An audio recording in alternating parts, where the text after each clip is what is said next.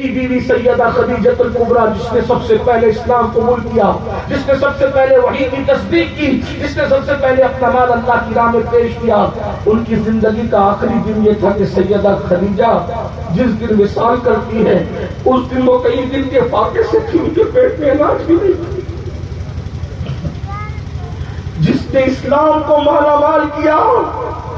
وہ اسلام کی خاطر ظاہری طور پر کنگال ہو گئی، مال کے اعتبار سے ظاہری طور پر، اور ان کے گھر میں چراغ جلانے کے لیے تیل نہیں تھا، اور آخری وقت جب دنیا سے جا رہی تھی تو پیٹ میں اناج نہیں تھا۔ اور ایک بات بھی آپ کو بتاؤں، ملکہ تجار کہلانے والی خاتون، ان کو اس دن کفن دینے کے لیے رسول اللہ کے پاس، مسلمانوں کے پاس کفن دینے کے لیے کپڑا بھی موجود نہیں تھا۔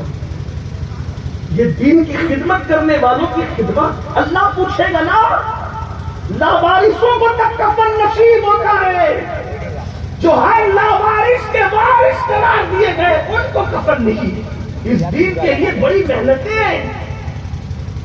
موج مستی کر کے اپنے آپ کو مسلمان کہلانے والوں، موبائل کے اسکرین پر ہیرو کی تصویریں سجا کر اپنے آپ کو مسلمان کہلانے والوں، مسجدوں کو ویران کر کے اپنے آپ کو مسلمان کہلانے والوں، بھائیوں کا حق ہڑپ کر کے اور زمین جائیداد ہڑپ کر کے اپنے آپ کو مسلمان کہلانے والوں، قبر کو آخرت کو بھول جانے والوں، اپنے نبی کو بھول جانے والوں، اپنے نبی کے گھر والوں کی محنتوں کو بھول جانے والوں، صحابہ کی محنتوں کو بھول جانے والوں، اسلام کی عظمت کو دل سے نکال کر کے اپنے آپ کو قطعی اور یقینی جنت کی تصور کرنے والے جنت کے ٹھیکیداروں، مجھے بتاؤ،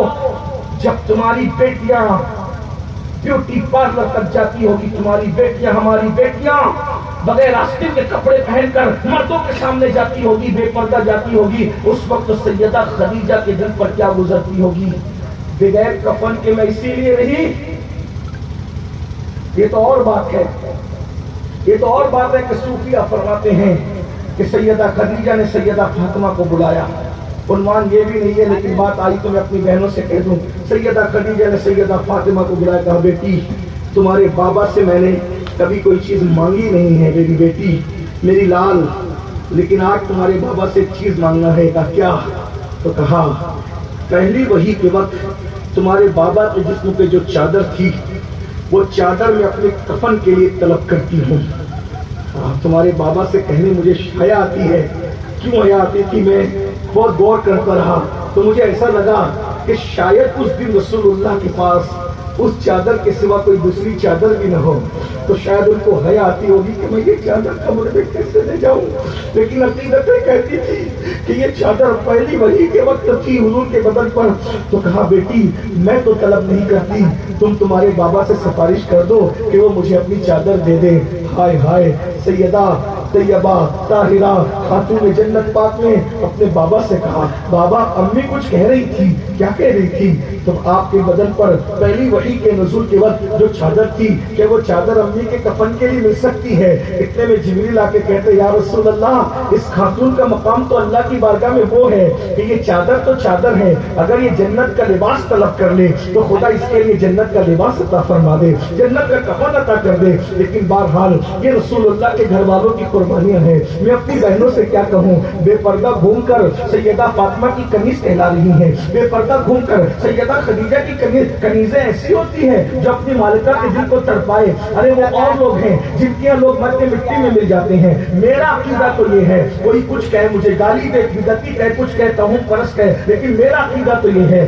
کہ اللہ اللہ، جب میں دل سے سیدہ خدیجہ کو پکارتا ہوں تو روح سیدہ خدیجہ میری طرف متوجہ ہوتی ہے، وہ مجھے دیکھتی بھی ہے، مجھے سنتی بھی ہے، بلکہ میں تو یہ کہہ دوں، اللہ کی قسم اٹھا کے کہہ سکتا ہوں کہ اس وقت میں دل کی گہرائیوں سے ام المومنین سیدہ خدیجہ کا ذکر کر رہا ہوں تو جنت المالا سے ان کی روح طیبہ اس محفل کی طرف متوجہ ہو گئی ہے۔ میرے بیٹے میرا ذکر کر رہے ہیں، میرے بیٹے میرا ذکر کر رہے ہیں۔ اللہ اکبر، ہم سب ام المومنین کے بیٹے ہیں نا، وہ ہماری ماں ہے نا، مومنوں کی ماں ہے نا۔ میرے بھائیوں تو ذرا سوچو، جب تمہاری میری بیٹیاں بغیر کپڑے کے یعنی آدھی آستین کے کپڑوں کے کالج جاتی ہوگی، کوچنگ جاتی ہوگی، سوچو روح ام المومنین پہ کیا جادوگرتی ہوگی جو دین کی خاطر اللہ اکبر سب کچھ لٹا دے رہی ہے، حتیٰ کہ آخری میں ان کے گھر میں چراغ جلانے کو نہیں، حتیٰ کہ ان کے لیے کفن کا انتظام تک نہیں۔ اور ایک بات بتاؤں، مکے کے گنڈوں نے تو یہاں تک کہ دھمکی دی تھی، ہم تو تمہیں مکے میں بھی دفن ہونے نہیں دیں گے۔